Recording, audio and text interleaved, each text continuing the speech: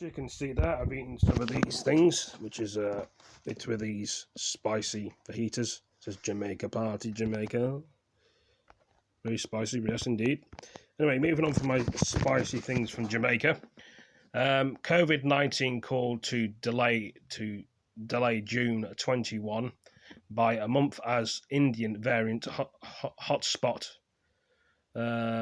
populations sets to explode or explore. I don't think it's explode. What it means by that is, could the Indian variant get worse or will it get better? Even though we had the jabs. Let's see what they say in here. Then this guy's talking about. It would help if I actually unplug the headphones and you can all hear it.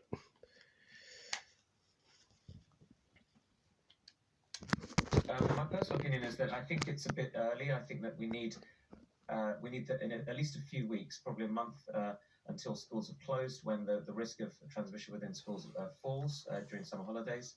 It then gives us another 4 weeks worth of data to collect about how the virus is growing in the population, what sort of rate it's growing at, how is it doing it relative to the previous. A lot of people lining up outside, as you can see, for the jabs. And also how effective our vaccines are against this new virus. And all of that information is coming in weekly. And it'll enable us to build up a better picture while staying safe and maintaining the gains we made through that really painful 3-4 months that we had. So a large number of imported cases from India due to travel, and those cases have led to a number of sort of small clusters of infections, as you'd expect, and that's happened in the context of a vaccinated population. So we must remember that, and of course we know that many of those infections were in unvaccinated individuals. So the push to get coverage higher is welcome.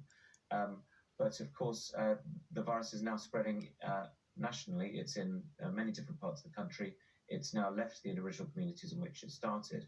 And so we have the real risk now of generalized transmission in young people who are not vaccinated, and of course school-aged children, as well as those who are vulnerable and haven't responded to the vaccine. We're looking at the data. We're making sure that we can use the latest information rather than speculating now. We've set the timetable that we'll make a decision in a couple of weeks' time. We've only got to wait a couple of weeks that we can make the decision based on that last data rather than speculation.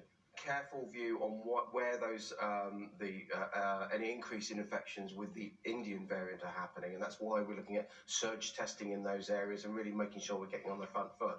But by accelerating the vaccination program, making people get those second jabs, at the moment you don't look, all the tests are talking about the 4 tests that we have are looking at the number of cases, but also hospitalizations, and those vaccinations can help us break that cycle of people having to go to hospital if they get COVID, and that's what's going to keep us on the roadmap. Well, that's very true, but most of these variants, like the Indian variant and what variant we're talking about, it's in Blackburn and in Bolton. As it moved even further across the UK, Northern Ireland, Scotland, Wales, this Indian variant, more people are catching it. It will just travel. The virus is not going to just stay in one area. People can pass it on in different areas. But anyway, thank you for joining me, guys and girls, ladies and gentlemen. Hope you all enjoyed the video. Still very sad. I mean, lots of us are losing lives of COVID-19. Some are surviving. And the infections are still going up and down. Anyway, thank you for joining me. See you next video. Peace. Right, where's it gone?